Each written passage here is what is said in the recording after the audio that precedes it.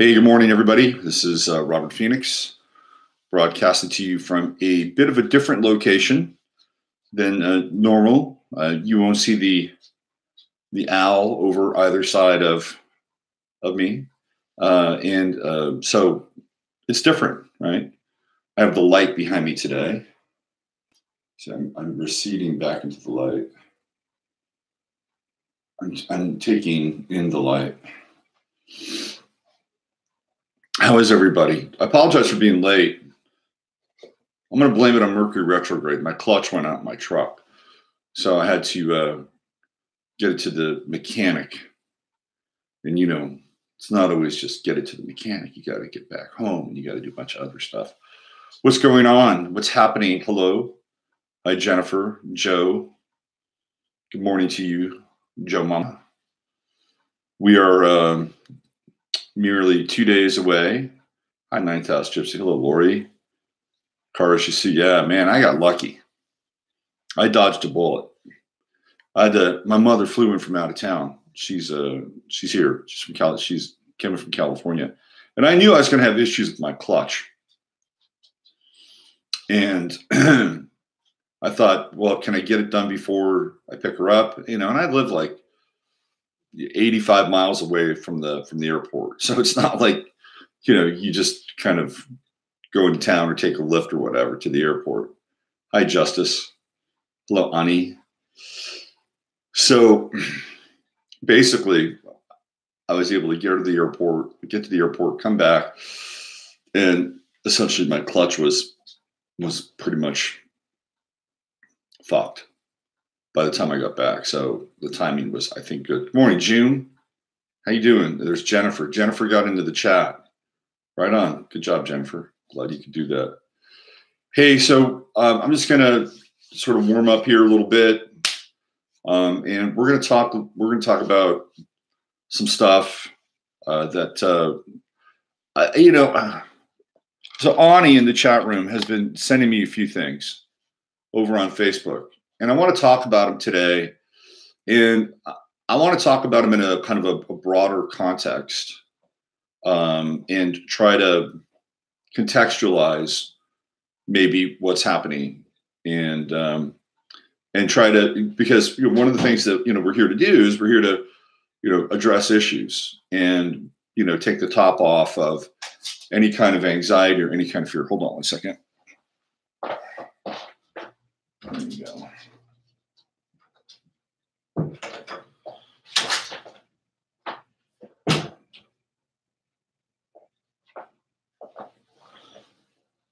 So I'm house sitting. This is the mobile studio. Hey, what's going on, Chris and Steve?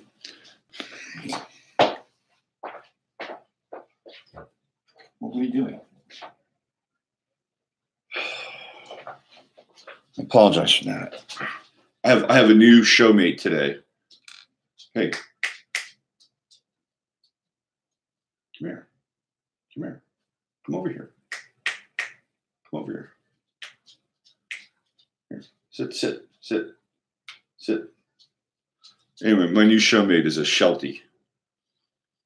His name is Louie.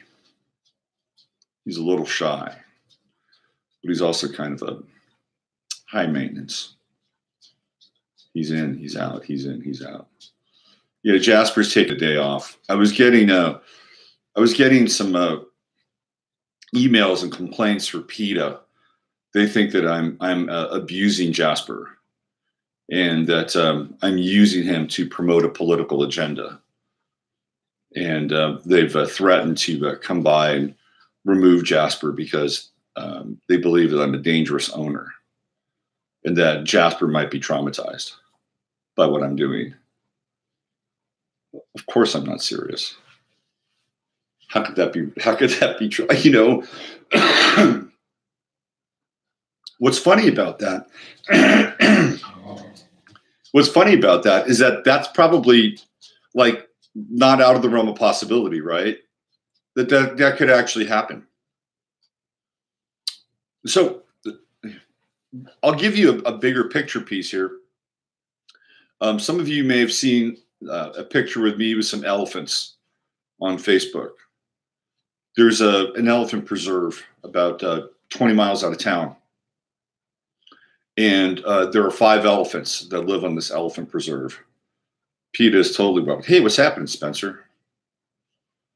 So we have a really wonderful group of people who have 5 working elephants. These elephants have been in a number of movies and TV productions, and they actually will exhibit the elephants in a natural environment. It's not like a zoo. It's not like a circus. And these elephants they're wonderful, wonderful animals.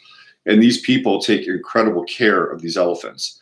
And in fact, because of their ongoing relationship with the elephants, animal husbandry and the knowledge of being able to take care of animals, create prosthetics, and all kinds of stuff have been advanced by their care for these elephants. And I've met these people; they're super nice. And I've met the elephants, and they had to move from Southern California because the animal rights groups were on their ass all the time.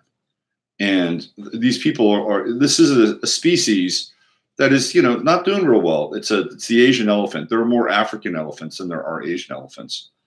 And these people are actually taking care of them and providing educational opportunities. It's the most humane kind of operation. And they had to leave Southern California because the animal rights groups just kept turning up the volume. And so now, guess what? It's starting to kick in here a little bit. It's ridiculous. I mean, these people just are so fucking self-righteous sometimes, man. It's like they can't see the forest from the trees. They can't understand that, there's benefit and there's love and there's care and there's nothing inhumane about what these folks are doing. Yeah, so they perform. Elephants are like, they like to perform. They like to have a purpose in life. We all like to have a purpose. The elephants have found a purpose, and they raise money, and it's not like it's not like a gouging thing. It's a nonprofit. And anyway, don't get me started. What's going on, Rhonda? Yeah, I know, right? It wouldn't be out of the question about PETA sending me a letter, a cease and desist about Jasper, politicizing Jasper. The elephant preserve is very cool. It's very cool. And I actually did an interview with the people who are the longtime caretakers and veterinarians. And these are the people that they're a couple. And they're hired. They're the go-to couple for anything that's related to Hollywood and movies and animals. And they've been doing this for, near on 30 years. They're the best in the business, and they come out once a month and tend to the elephants. And it's a cool thing, and it's right here, about 20 miles from town. Okay, Steve and Chris said we took an elephant ride in Cambodia. The elephants are amazing, man.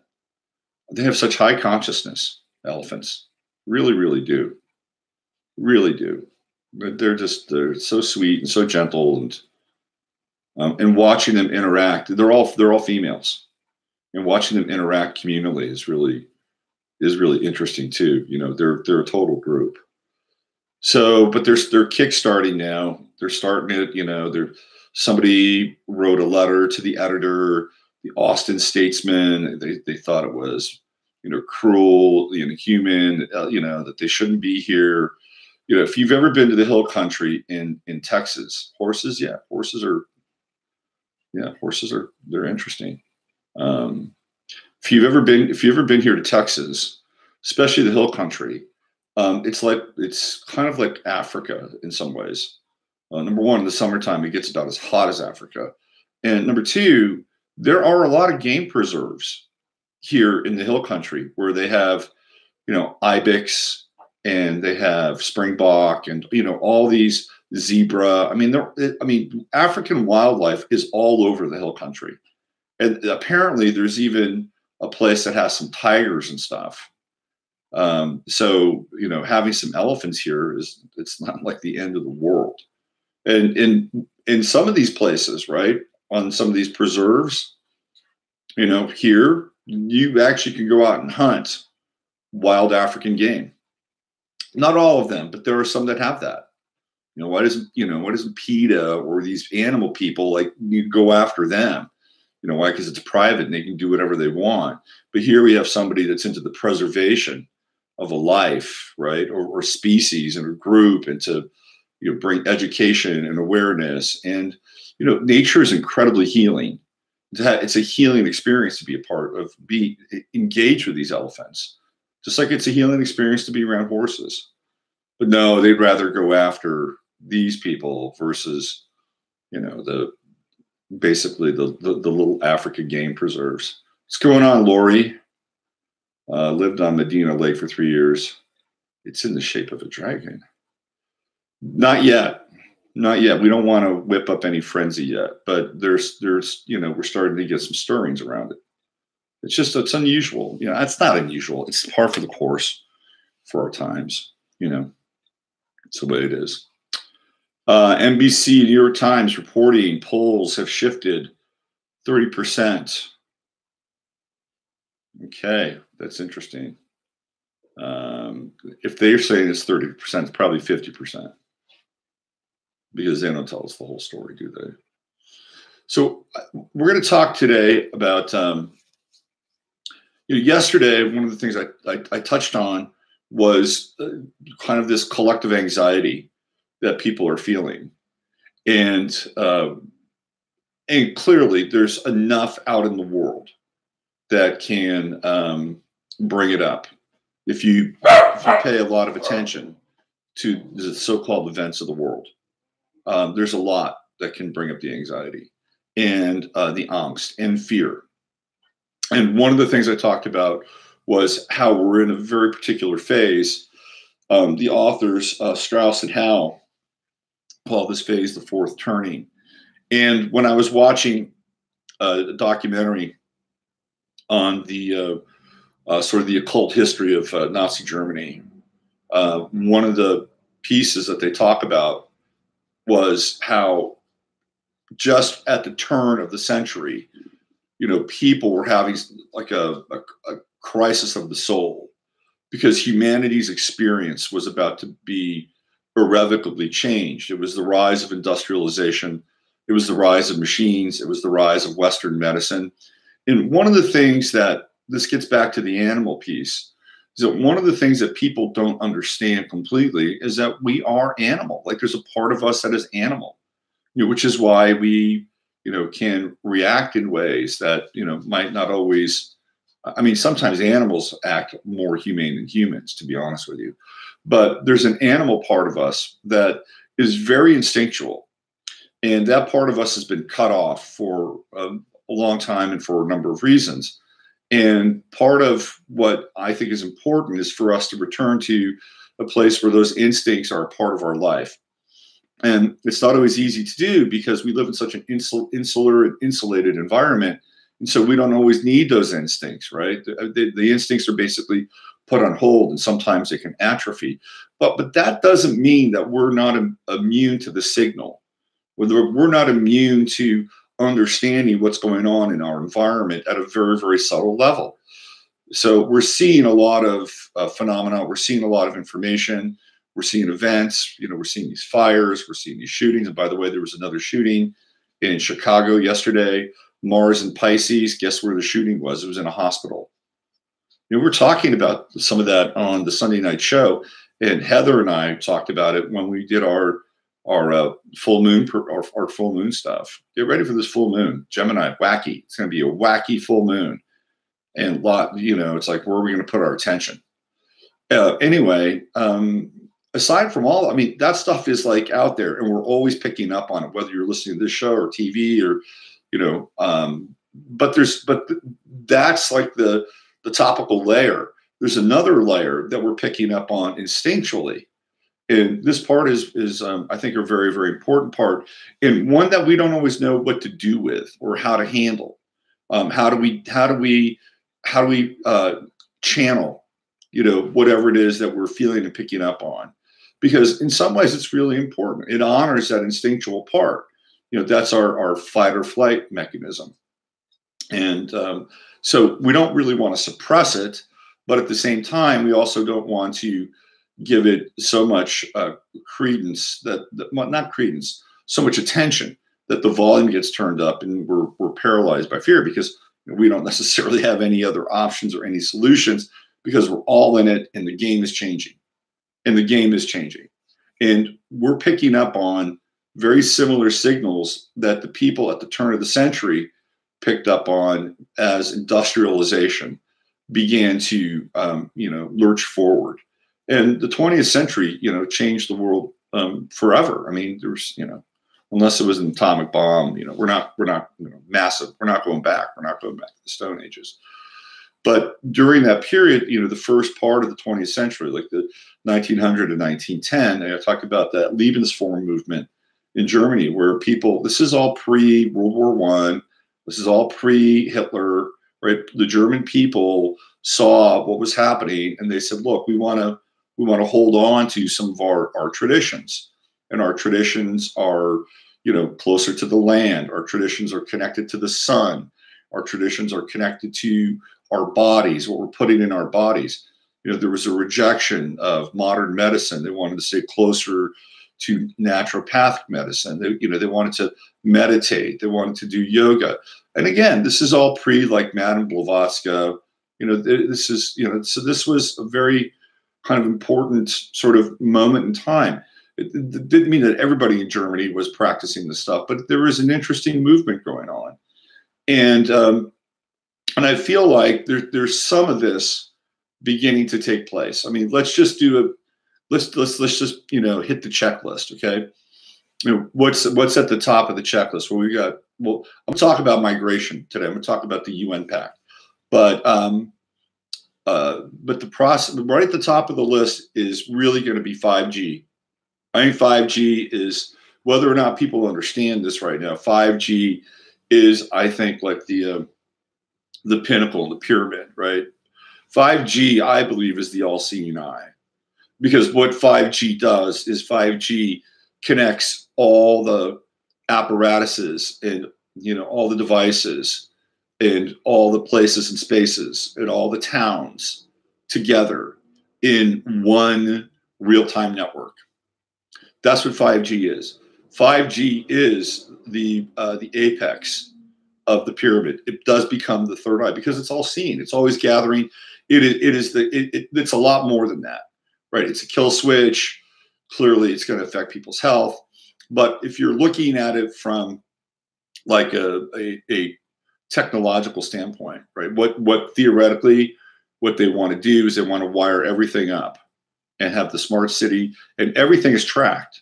Everything from how long you have your refrigerator open, to how far you travel, to how long you leave your lights on, to how many times you flush the toilet, right? This is all going to be tracked. This is the all-seeing eye. So 5G is right at the top of the pyramid. And, we could spend the next 3 hours getting into 5G. So that's out there. That's right there. And whether or not we understand it, right, it's one piece of an overarching series of kinds of nodes that are impacting us. And we have this, this massive kind of movement towards relocating people. That's another thing. People, mostly people are herd oriented. We like to say, well, we're group oriented. Mostly, we're either herd oriented or we're pack oriented, pod oriented. This is the nature of who we are. So if you're an animal, if you're a group of animals, let's say you've got a pack, right? And all of a sudden you've got a whole new group of animals introduced to your area. What are you doing? You're thinking, holy shit, there's something going on here. This is unusual. We don't know what the species is. We don't know what their migrational patterns are. We don't know what they eat. Will they eat us? This is again, this animals, we're very, very connected to animals in the animal world. And so when we see what's happening, and it causes an alarm, causes a red flag. It's just the way it is. You turn the tables, and let's say there was massive migration to Africa. Don't you think people in Africa would have similar kinds of issues? Or think, who are these people? What are they doing? Why are they here? I mean, look, they know pretty much why we're here, right? Or why we'd be there now. But this is one of the things that's happening. And again, it's happening on a subconscious level. We're trying to understand at a subconscious level what's going on. And we can't always do that because we're processing information. We're processing as much as we can with whatever kind of data points or facts or news or research that we do. But then we're also processing information at a psychological and a subconscious level. So you know, it's the iceberg. You know, here's the tip of the iceberg, right? I shouldn't do that. It makes me look like one of these Illuminati people. Here's the tip of the iceberg, right? Below that's what we're processing. There's a bunch of stuff going on underneath that, the water. That's where most of the processing is taking place. So we're at a time now where people are agitated.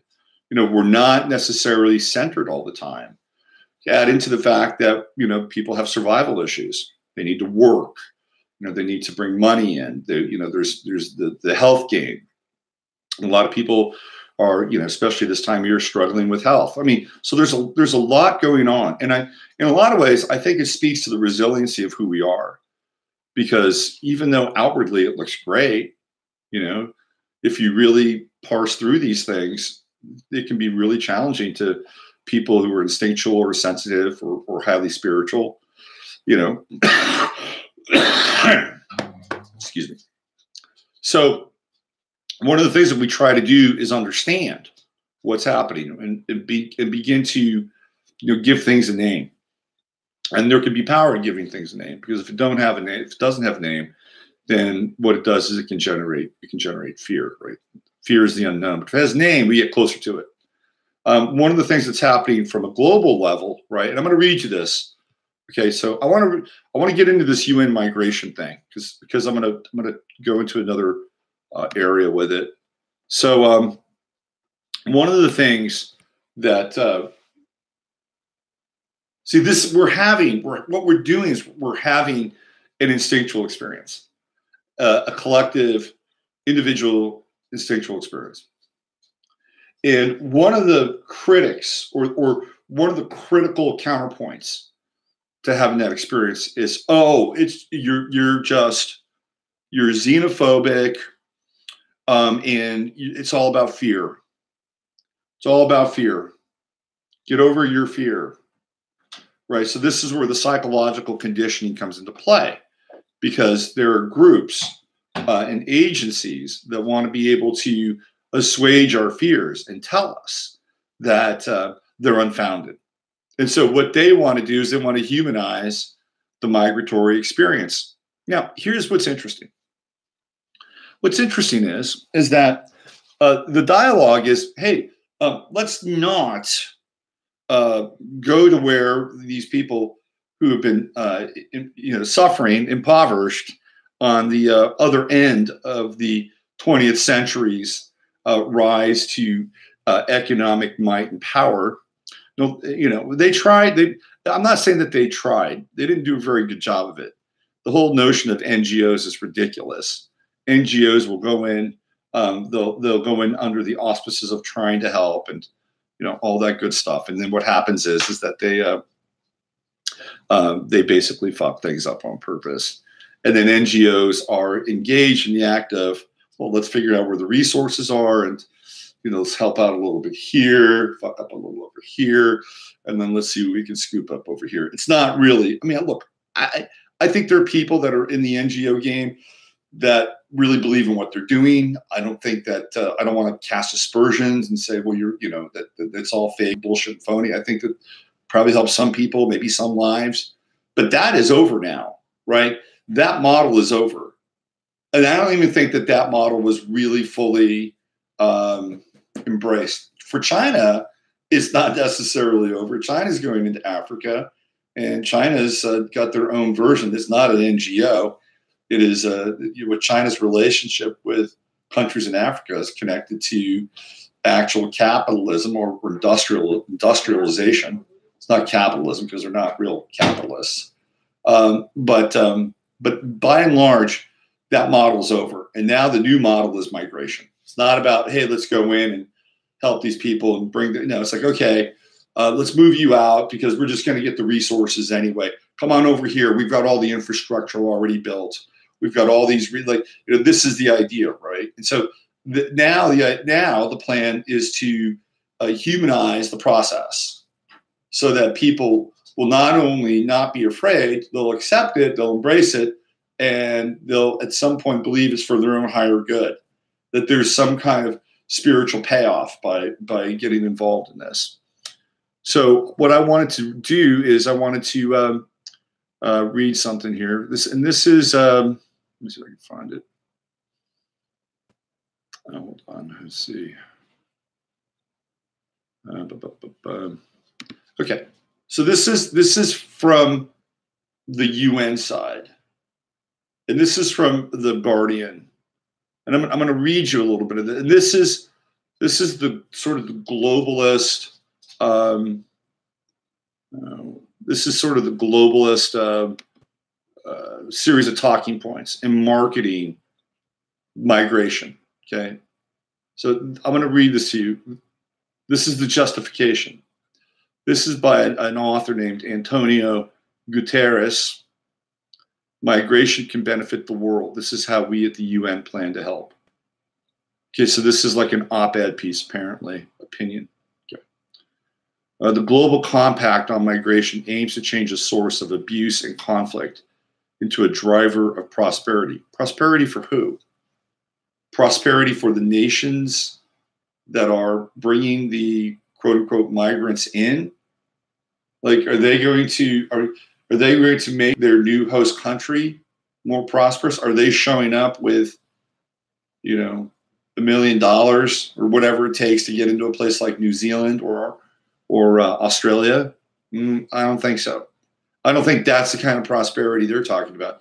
They're talking about the prosperity that's going to be coming from the new host nation into the, and they always use children. Here's this picture. They always use children. Oh, here's a kid. Here's another kid. Oh, there's a mom. Okay, so we got two kids. They're getting off a boat. There's a mom. Looks like she's got a modified burqa thing going on. So, okay, you look at that photo, and here's the deal, right? We're humans. We're not completely desensitized yet. We're not completely devoid of feelings yet. So it gets into this primal area of who we are, which is, mother, children. We've all had mothers. Many of us have had children, right? We know what those feelings evoke. Those are ancient feelings. They're not feelings that have just popped up, for the last 20 years. These are ancient feelings. They're embedded. They're embedded in our experience here. So when we see a picture like that, if we're not paying attention, it's really there to cord with you at a subconscious level, okay? That's the first thing you see. It's like, okay, let's open up the emotions. What you don't see a bunch of 25-year-old young men, doing this, and it's, you're not going to see that photo, right? You're not going to get that because you're not even going to read the story. No, they want to bring you in. Okay. Managing migration is one of the most profound challenges for international cooperation in our time.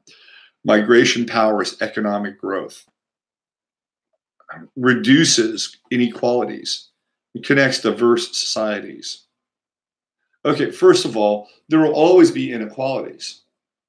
Always. There are always going to be inequalities. I mean, let's say this master plan works. Let's say, it's a small world after all. Like, the social model after that is not going to be the social model we're living with now. It'll probably be driven by some kind of corporate Marxist model. By the way, I have thoughts on that. I want to talk about that a little bit later. But there's always going to be somebody at the top. Like, even if you go and you look at China or the former Soviet Union, do you think Xi Jinping lives the same way that I don't know, some rice farmer in Western China lives? No. I mean, that's inequality. There's no such thing as equality, really. There's always going to be inequality. Period. And what about economic growth?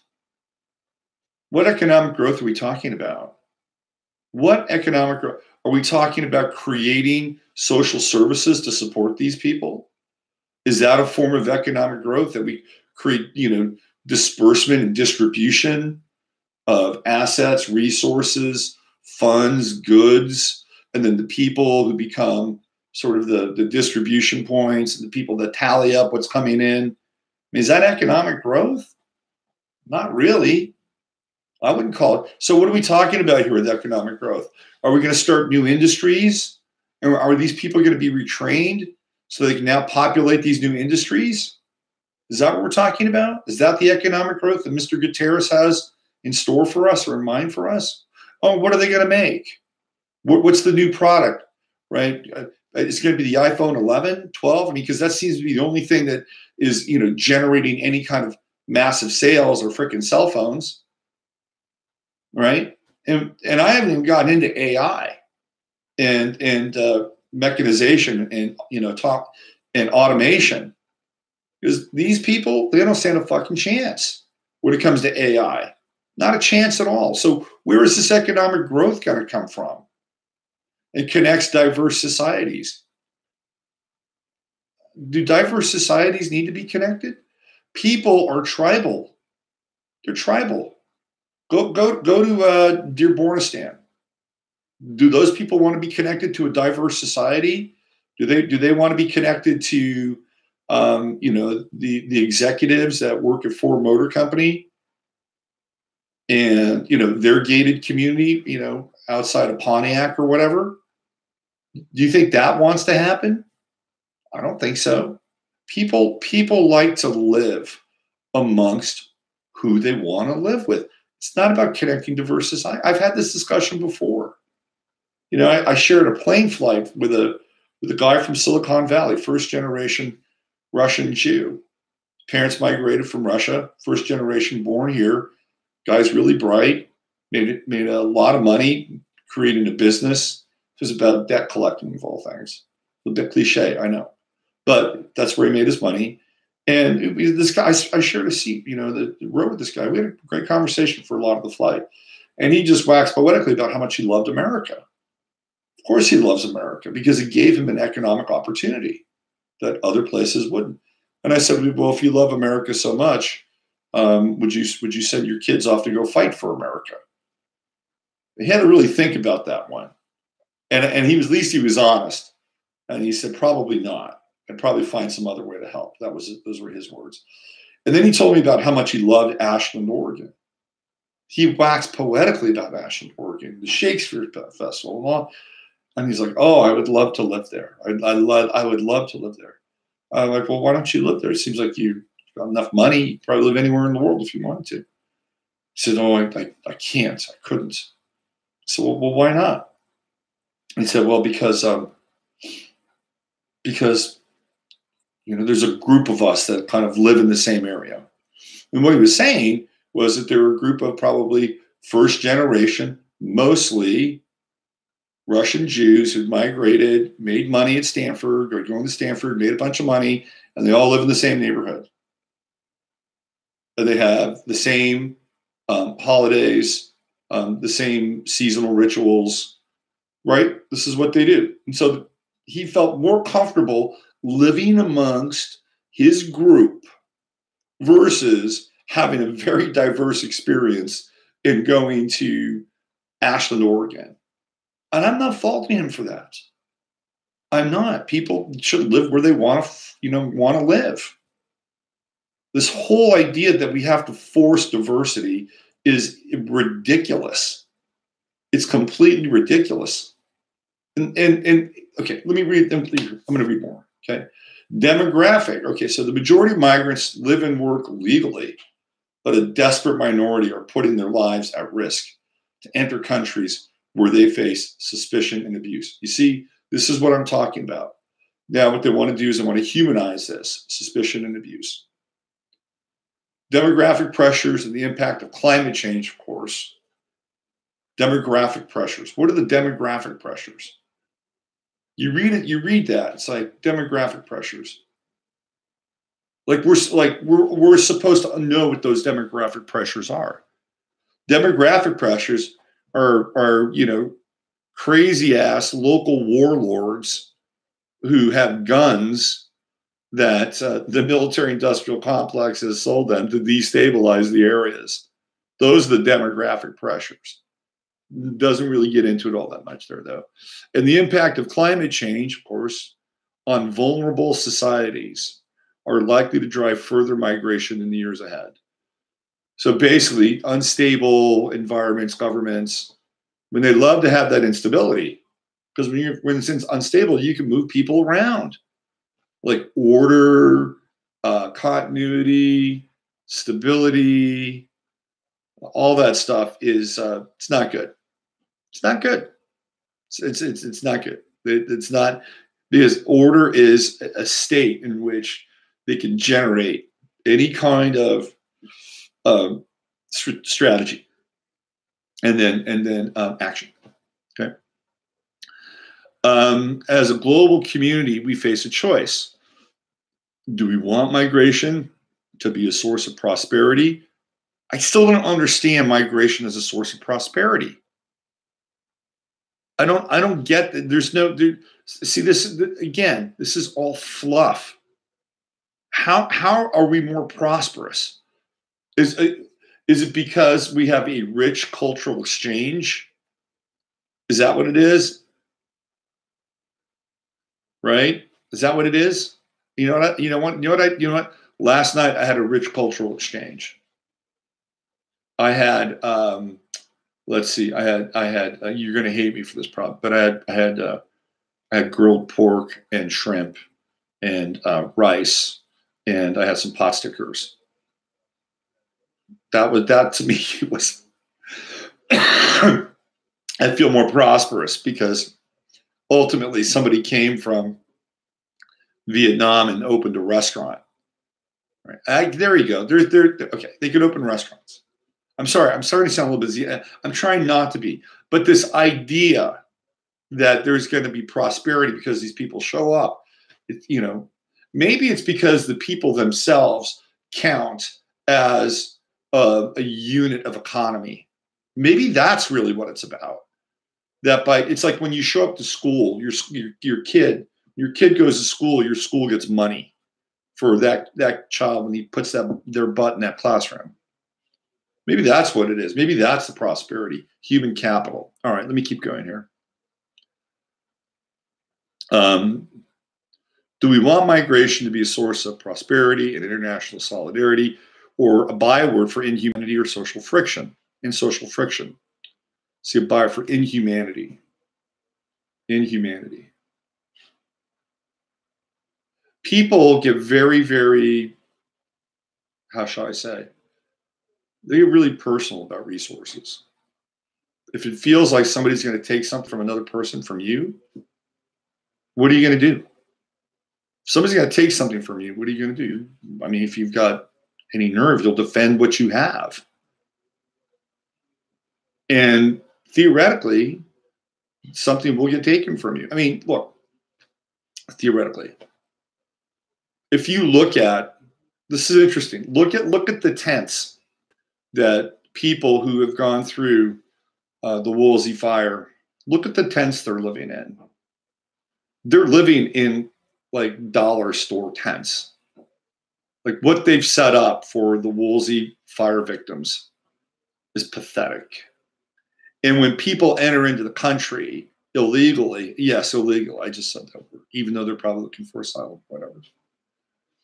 Look at how they're processed and how they're treated. They go into facilities. It's and then you've got these 10 people. Talk about inequality, right? Inhumanity. What about the homeless in this country? On the streets, many of whom are men, many of whom are veterans. Do they count? No, not really, because they're not the golden children of the UN. They're not migrants, right? So they can just sit there and stew in their own feces. This year, governments will negotiate a global compact on migration through the United Nations. This will be the first overarching international agreement of its kind. It will not be a formal treaty. Oh, then why do it? Then why do it? If it's not a formal treaty, then why do it? See, that's what they say. It will not be a formal treaty. Don't worry. Don't worry.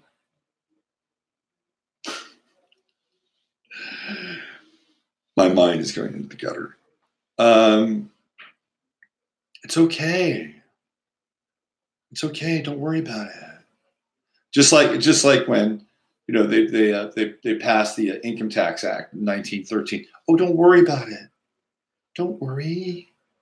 So only the rich. It's like the upper 1%. They're the ones. Don't worry about it. You won't have to pay hardly anything at all. They're the ones that are going to bear the burden. Right. Famous last words. It will not be a formal treaty, nor will place any binding obligations on states. Then why do it? No, they're doing it because they want to get it in. They want to get it in. I'm sorry. My mind is going back in the gutter again. Instead, it is an unprecedented opportunity. Oh, it's an opportunity for leaders to counter the pernicious myths surrounding migrants and lay out a common vision of how to make migration work for all our nations. They probably have very nice places that they're coming from, but the multinational corporations want them to get the fuck out so they can go and get the resources and go put them into places that already have infrastructure. Okay. This is an urgent task. We have seen what happens when large-scale migration takes place without effective mechanisms to manage it. The world was shocked by recent video of migrants being sold as slaves. Oh. Okay. Go after the, you know what? Go after the people that are selling them as slaves. No, instead, get them out of there so you can leave the place left to the people that were selling them as slaves. Because that's the best of breed to be left behind. Grim as these images were, the real scandal is that thousands of migrants suffer the same fate each year, unrecorded. Many more are trapped in demeaning, precarious jobs that border on slavery anyway. It sounds like people that work at the AM/PM. No, I mean, come on. Life isn't fucking fair. It's not. It's not fair sometimes. I was watching this special on this kid from Mississippi, and he grew up he got really good at football, played defense, and he was offered a scholarship to Harvard, play football at Harvard, and he played cornerback or safety, and a really good kid. His parents are like, man, our kid's going to Harvard. He's on a football scholarship. You know, it's one of those stories. In his first game, he tackles a guy, and he doesn't get up. You know, he doesn't get up, and he winds up he's a quadriplegic now, pretty much. And he has to have assisted breathing. He can only breathe on his own for about 3 hours a day. Life's not fair, man. It's just the way it is. Sorry. You know, and sometimes, you know, we can be of assistance and we can help, but this is not on the surface really. They're appealing on some level, you know, to our humanity, and it's important. We need to stay in touch with our humanity, but we also cannot be manipulated. We need to look at these things clearly. Sorry, that's the way it is. The first is to recognize and reinforce the benefits of migration, so often lost in public debate. Migrants make huge contributions to both their host countries and countries of origin. Okay. They take jobs that local workforces cannot fill, boosting economic activity. That's bullshit. That's bullshit. No, they take jobs. Like, I'll give you an example. You know, there are people in the Hispanic community that have lived here for a long time. They're into the trades, right? They're into the trades. They cook, whatever. And they're here legally, second, third, fourth generation, you know. And these, you know, the migrants will come in and they'll take their jobs. They'll undercut them and they'll take because they're doing the same work.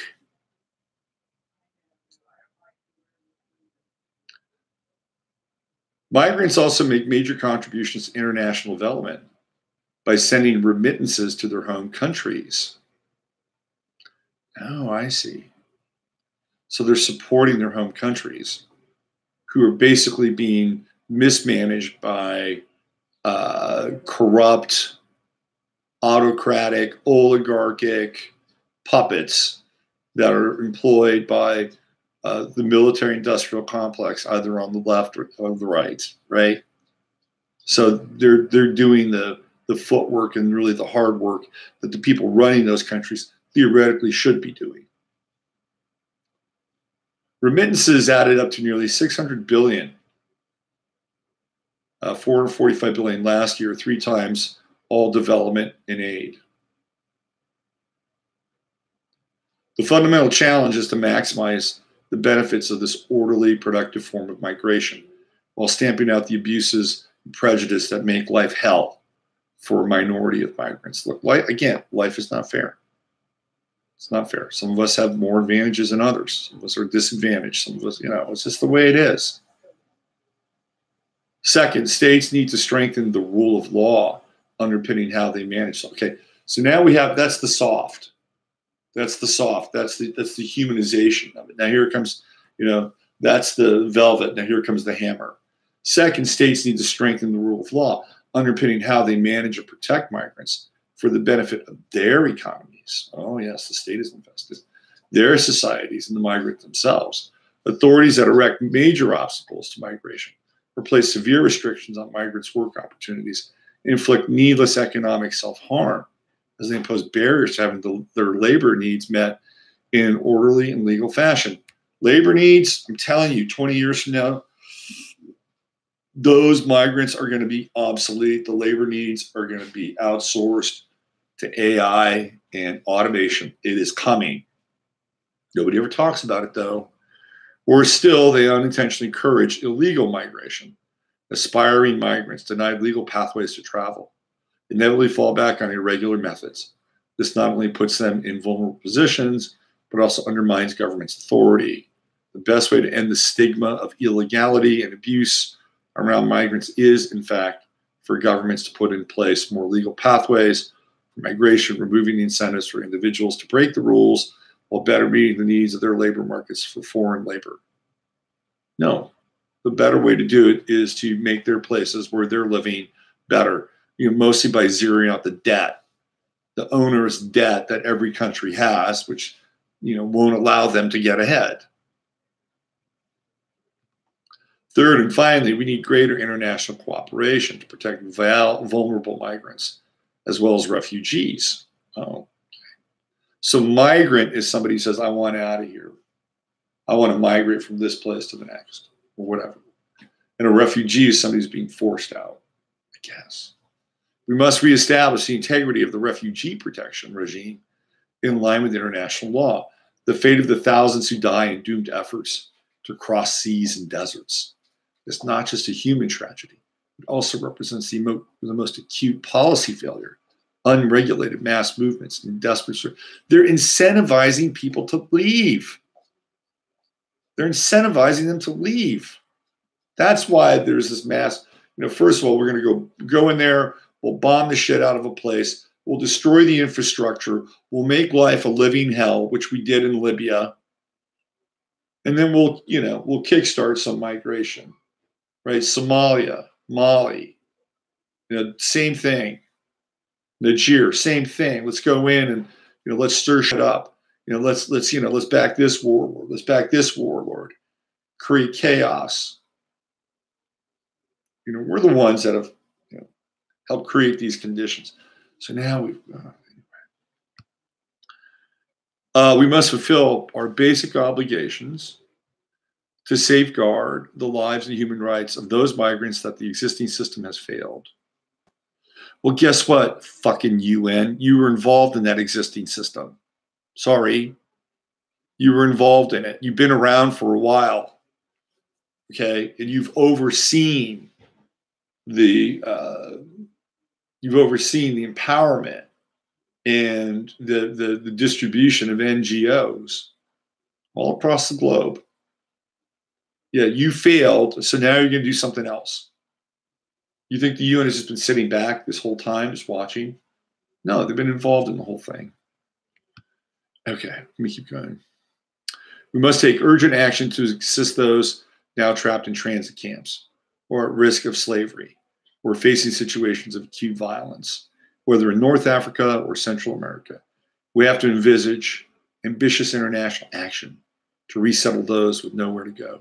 We should also take steps to develop aid, climate mitigation efforts, and conflict prevention to avoid such unregulated large movements of people in future. Migration should not mean suffering. We must aim for a world in which we can celebrate migration's contributions to prosperity, development, and international unity. It is in our collective power to achieve this goal. This year's Global Compact can be a milestone on the road to making migration truly work for all. Antonio Guterres is the Secretary General of the United Nations. So that's how the migratory powers that be view this and see this. Let me get into the chat room and see where you guys are at with all this. See what's going on. Wars sold by religions to the highest bidders. Yeah, that's true. Who are they? Who are they? Who are they? I'm not sure what that's in reference to. Yes, embrace automation. Vote for AI long before 2030. We're running out of time on this. Oh, yeah, embrace it. Because we don't need that many people, right? Evil is a religious terminology. Specifically, what we have is human nature and the frontal lobe interpretations of surroundings. Sure, but there's evil. Let's not try to, let's not parse words. There are fucking evil people in the world, okay? Yeah, and that's a value judgment. It's a value statement. There's evil in the world. It's not when somebody does something consciously that is cruel, that is vindictive, that engages in an act where they're consciously aware they're fucking evil. Okay, they're evil. There's evil in the world. You can parse it away to some frontal lobe experience and justify it. And what you do is you pass it along. You pass it along. That's what you do. Language is evil. Language can be a lot of different things. Can be, right? So what happened here? Did we just get taken over by true tech and equicentric? Is that what's going on here? That wanting to surpass the Joneses. Where did everybody else go? Spelling, yes. Interesting. People created religion. They created gods. They created Jesus. And walking on water, campfire tale. Walking on lake, campfire tale. The universe does not care how we interpret the universe. Nor does it have any. No. The universe does. The universe. It's a two-way street, man. You're the center of the universe, and you're not. There's a dance going on here. The universe wants to become conscious and aware with us. That's what it wants, right? Yeah. Can we just run off and do our own thing and have some kind of solipsistic relationship with life? You know what that is? That's a license for sociopathy. That's what it is. Do as thou will, right? Is that what I'm talking to you, True Tech? Is that what you're referring to? Do as thou will? Yeah. Too much shit talk here. Yeah.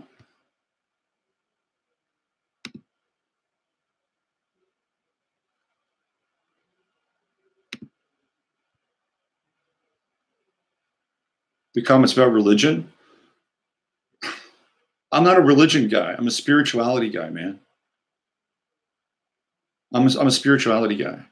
I don't need to go to a person to be redeemed.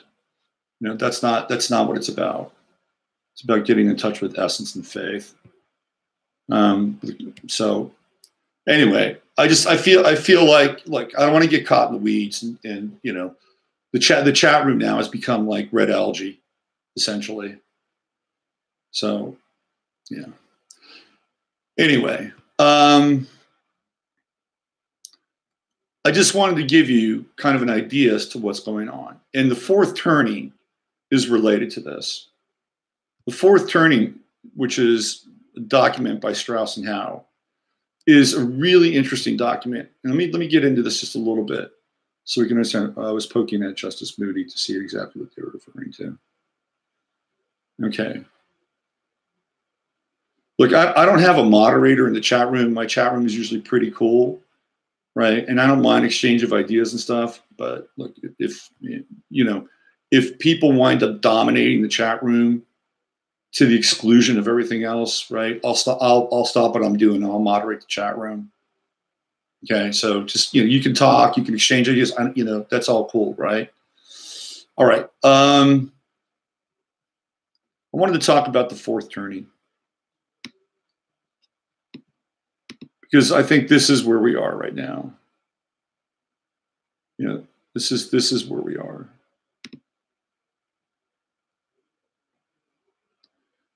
So the fourth turning is a book that was written by two authors, Strauss and Howe, and we're in the fourth turning now.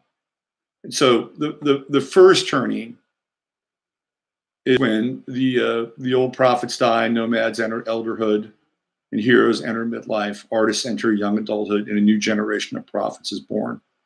Okay. So America's most recent, we're talking about America, America's most recent first turning was in the post-World War II American high, beginning in 1946 and ending with the assassination of Kennedy in 1963, a key life cycle marker for today's older Americans. Coming of age during this high was the artist archetype. That's true. We had musicians, we had actors, in the silent generation, born from 1925 to 1942. Known for their caution, conformity, and institutional trust, silent young adults embodied the ethos of the high. Most married early, sought stable corporate jobs, and slipped quietly into America's gleaming new suburbs. In Parsons' terms, a first turning is an era in which both the availability of social order and the demand for social order are high. Examples of earlier first turnings include the post-Civil War Reconstruction era, sometimes called the Victorian high of industrial growth and stable families, and the post-Constitution era of good feelings, when Thomas Jefferson celebrated the advance of science and empire. The second turning is an awakening. So we have a high, then we have an awakening. In that turning, old nomads die, heroes enter elderhood, artists enter midlife, prophets enter young adulthood, and a new generation of nomads is born. This is an era when institutions are attacked in the name of personal and spiritual autonomy. Just when society is reaching its high tide of public progress, people suddenly tire of social discipline and want to recapture a sense of personal authenticity. Young activists and spiritualists look back at the previous high as an era of cultural poverty. America's most recent awakening was the consciousness revolution, which spanned from the campus and the inner city revolts of the mid-60s to the tax revolts of the early 80s. Coming of age during this awakening was the prophet archetype, boom generation, 1943 to 1960. So if you're born during that generation, you're the prophet archetype, whose passion, idealism, and search for authentic self-expression epitomize the mood of the era. In Parsons' term, a second turning is an era in which the availability of social order is high, but the demand for such order is low. Examples of earlier second turnings include the Third Great Awakening around 1900, marked by labor protests, Billy Sunday evangelicals, and new women feminists. The Transcendental Awakening, which Henry David Thoreau described as a period when we have lost the world, and when we have lost the world and begin to find ourselves. The third turning is an unraveling. Old heroes die, artists enter elderhood, prophets enter midlife, nomads enter young adulthood, and a new generation of heroes is born. The mood of this era, in many ways, the opposite of a high,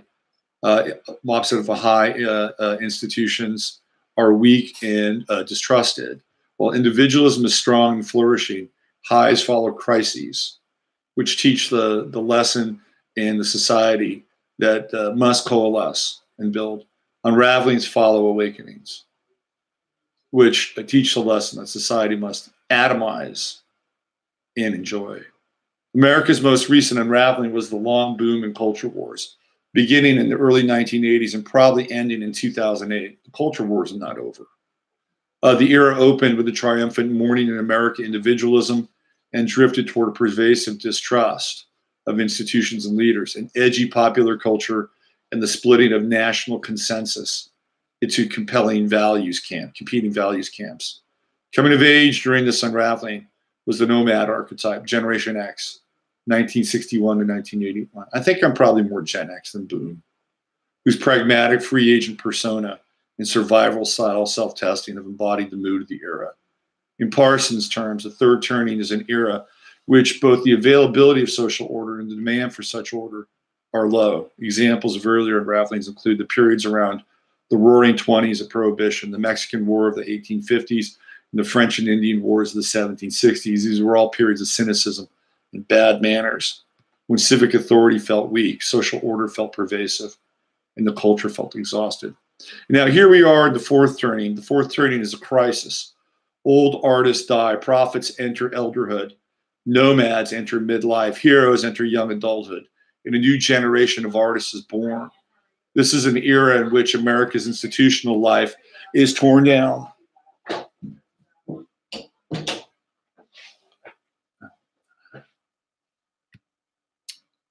So in Parsons' terms, the fourth turning, okay, so today's hero archetype, youth, is the millennial generation.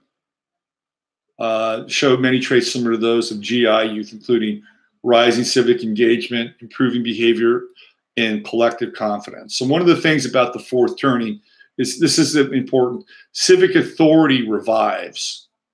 Cultural expression finds a community purpose, and people begin to locate themselves as members of a larger group. So this is what's happening in my life, getting involved with the fluoride initiative here in Fredericksburg, and it's becoming more localized. So the fourth turning is an unraveling, and we're in that place right now. And I just wanted to give you some social context. But as we go through the fourth turning, guess what happens? We come into something new, right? This is part of the process, right? This is part of the process. So we are in flux. Trump is a fourth turning president. We're dealing with big issues. We're dealing with how we feel instinctually, how we deal with fear, how we process it, how we can parse it out, how we can have clarity, how we can have coherence.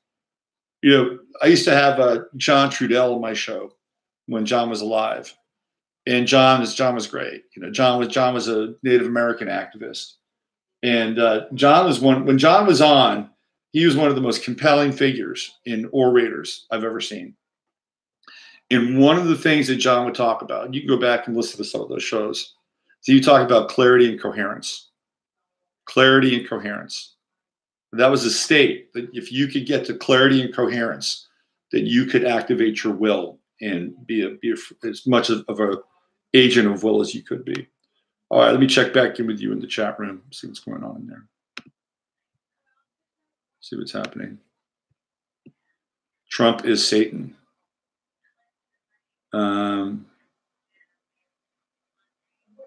Okay. Hold on a second.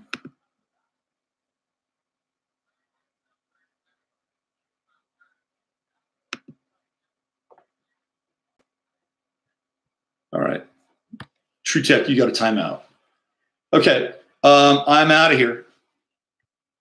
I am out of here. The majority of people have been abused. Nice statistic. Let's see. Okay, not Satan, Hitler. I don't know if he's Satan or he's Hitler. I don't think Trump is Satan or he's Hitler. I think Trump is complex. I think he's in demagoguery. He's into total demagoguery. He can be a demagogue. He's a populist, man. He's a populist. Right? What was George Bush, by the way? All right. Hey, we're out of here. Listen, I'll be back tomorrow. And it seems like we have a nice new edition of chatters. And it'll be interesting to integrate our new chat community. He was the first one to make some big, everyone else did nothing. There we go. You guys can sort it out. I'll be back tomorrow. Tomorrow I'm going to talk about what's going on south of the border. I don't have enough time today. I'm going to map it out for tomorrow. So listen, hang in there. And by the way, if you're in the chat room and you're being an asshole consistently, you're gone. Okay? You're gone. That's the way it is. You're out. And I don't give a shit. You know, you can have good discourse, but if you're an asshole consistently, you're out. Or I'll just disable chat. I don't want to disable chat people after like it. All right, I'm out of here. Listen, have a great day. I'll be back tomorrow. Take good care. This is Robert Phoenix. You've been listening to 15 Minutes of Flame.